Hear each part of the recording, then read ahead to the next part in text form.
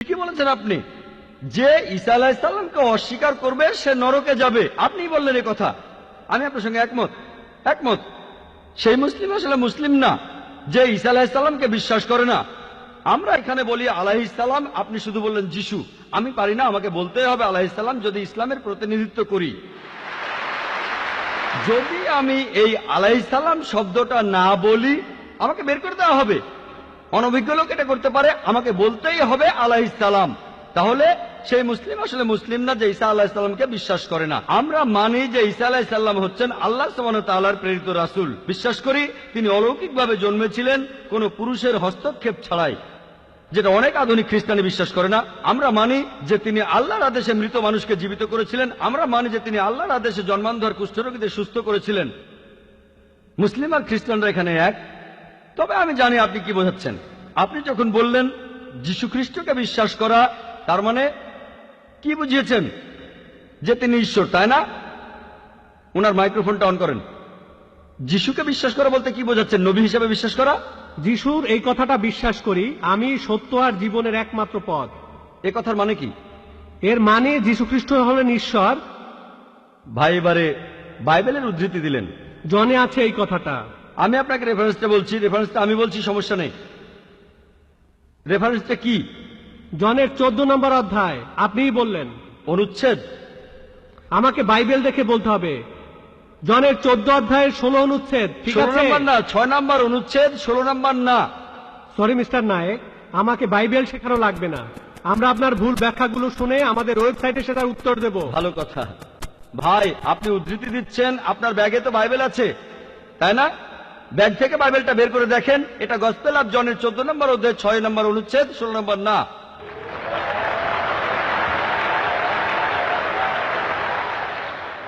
আর আপনি বললেন ঈসা মসীহ আলাইহিস সালাম, তিনি বলেছেন যে তিনি ছিলেন ঈশ্বর। আপনার প্রশ্নতে পরে আসছি। প্রশ্নের উত্তরটা দেওয়ার আগে আমি একটা কথা বলে নিই। আমি বাইবেল পড়েছি, গোটা বাইবেলের মধ্যে পরিষ্কারভাবে বলা এমন একটা কথাও নেই যেখানে যিশু বা ঈসা আলাইহিস সালাম নিজে বলেছেন আমি ঈশ্বর আর আমার উপাসনা করো। যদি কোনো খ্রিস্টান আমাকে দেখাতে পারেন গোটা বাইবেলের মধ্যে পরিষ্কারভাবে বলা মাত্র একটি কথা যে ঈসা আলাইহিস সালাম নিজেই বলেছেন যে আমি ঈশ্বর আর আমার উপাসনা করো, তাহলে আমি ডক্টর জাকির নায়েক আজকেই খ্রিস্টান ধর্ম গ্রহণ করব। আমি অন্য মুসলিম ভাইদের পক্ষ থেকে এই কথা বলছি না। আমি আমার মাথাটা তরবারির তলে রাখছি। আমি বিভিন্ন ধর্মের উপর একজন ছাত্র। আপনি বাইবেল পড়েছেন আর আমিও পড়েছি বাইবেল। আপনি বললেন যে আপনাকে বাইবেল শেখানো লাগবে না। ঈসা আলাইহিস সালাম এই কথা নিজে বলেছেন, সত্যকে খোঁজো, সত্যই তোমাকে মুক্ত করবে। ইনশাআল্লাহ আজকে আপনি সত্য দেখবেন আর ইনশাআল্লাহ সত্য আপনাকে মুক্ত করবে। আমি কথাটা আবার বলছি, গোটা বাইবেলে পরিষ্কারভাবে বলা এমন একটা কথাও নেই যেখানে যিশু বা ঈসা আলাইহিস সালাম নিজেই বলেছেন আমি ঈশ্বর আর আমার উপাসনা করো। আপনারা যদি বাইবেল পড়েন, ঈসা আলাইহিস সালাম তার নিজের মুখেই বলেছেন।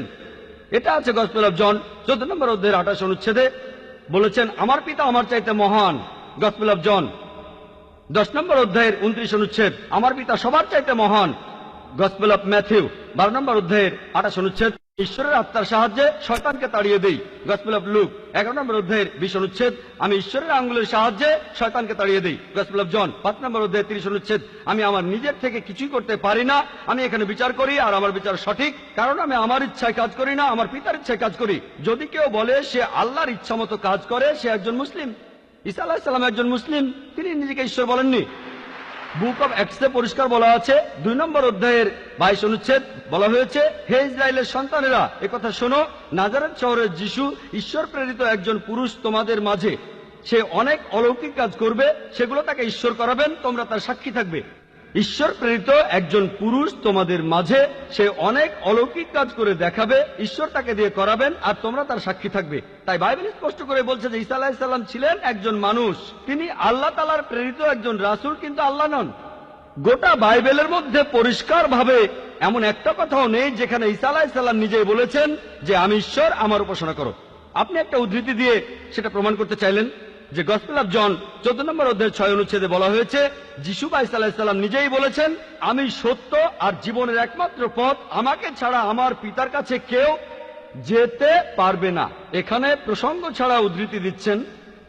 লোকজন পবিত্রকরণের আয়াত নিয়ে প্রসঙ্গ ছাড়া উদ্ধৃতি দেয় দুর্নাম করতে। একইভাবে খ্রিস্টান মিশনারিরা বাইবেলের প্রসঙ্গ ছাড়া উদ্ধৃতি দেয়। আপনাকে একটা সত্য কথা বলি, আপনার বাইবেলটা খোলেন, যদি সন্দেহ থাকে বাইবেলটা খোলেন, প্রসঙ্গ জানতে 1 নম্বর অনুচ্ছেদটা পড়েন। গসপেল অফ জন 14 নম্বর অধ্যায়ের 1 অনুচ্ছেদ বলছে যে তোমরা ভয় পাচ্ছ কেন? যিশু ভাই সাল্লাল্লাহু আলাইহি সাল্লাম বলছেন, যদি তোমরা ঈশ্বরকে বিশ্বাস করো তাহলে আমাকে বিশ্বাস করো। আমার পিতার রাজ্যে অনেক প্রাসাদ আছে, আমি সেখানে গিয়ে তোমাদের জন্য জায়গা তৈরি করব। আমি যখন যাব আমি তখন বলবো। শিষ্যরা বলল, আপনি কোথায় যাবেন? তোমরা জানো না আমি কোথায় যাব? তারা বলল না। তখন শিষ্যরা বলল যে আমাদের পথ দেখান, আপনি যেখানে যাবেন। তখন যিশু ভাই সাল্লাল্লাহু আলাইহি সাল্লাম বললেন, আমি সত্য আর জীবনের একমাত্র পথ।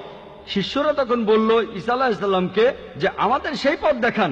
ঈসা আলাইহিস সালাম তখন বললেন, আমি সত্য আর জীবনের একমাত্র পথ, আমাকে ছাড়া আমার পিতার কাছে কেউ যেতে পারবে না।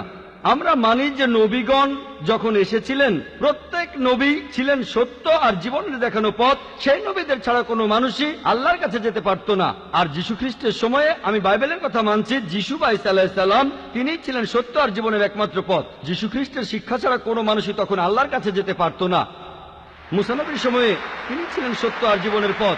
মুসা আলাইহিস সালামের শিক্ষা ছাড়া কোনো মানুষই আল্লাহর কাছে যেতে পারত না। এখন দেখেন, ঈসা আলাইহিস সালাম নিজেই বলেছেন, আমি তোমাদের অনেক কথা বলতে চাই। শিষ্যদের বলছেন, এটা আছে গসপেল অফ জন 16 নম্বর অধ্যায়ের 12 থেকে 14 অনুচ্ছেদে, আমি তোমাদের অনেক কথা বলতে চাই, কিন্তু তোমরা সেগুলো এখন বুঝবে না, কারণ যখন সেই সত্যের আত্মা আসবে সে তোমাদের সত্যের পথে নিয়ে যাবে। সে তার নিজের কথা বলবে না, যা শুনবে সে কথাই বলবে। সে তোমাদের ভবিষ্যতের কথা বলবে, আমাকে মহিমান্বিত করবে। আর এখন দেখবেন, ভালো করেই দেখবেন যে নবীজি মুহাম্মদ সাল্লাল্লাহু আলাইহি সাল্লাম তিনি সত্য আর জীবনের একমাত্র পথ। মুহাম্মদ সাল্লাল্লাহু আলাইহি সাল্লাম যা শিখিয়েছেন সেগুলো ছাড়া কেউ আল্লাহর কাছে যেতে পারবে না। আর মুহাম্মদ সাল্লাল্লাহু আলাইহি সাল্লাম ছিলেন সর্বশেষ আর চূড়ান্ত নবী। এখনকার দিনে দেখবেন হোক সেই লোক বাস করছে আমেরিকায়, কানাডায়, ইংল্যান্ডে, ইন্ডিয়ায়, সৌদি আরবে, পৃথিবীর যেখানেই থাকুক, এখনকার দিনে সবার জন্য মুহাম্মদ সাল্লাল্লাহু আলাইহি সাল্লাম তিনি হলেন পথ, সত্য আর জীবনের। মুহাম্মদ সাল্লাল্লাহু আলাইহি সাল্লাম যা শিখিয়েছেন সেগুলো ছাড়া কেউ আল্লাহর কাছে যেতে পারবে না। আর প্রায় সব ধর্মগ্রন্থ এরকম কথা বলছে, এমনকি বাইবেলও। আশা করি আপনি সত্যটা জানতে পেরেছেন, আর ইনশাআল্লাহ আপনি সত্যের কাছে এসেছেন। সত্য আপনাকে মুক্ত করবে।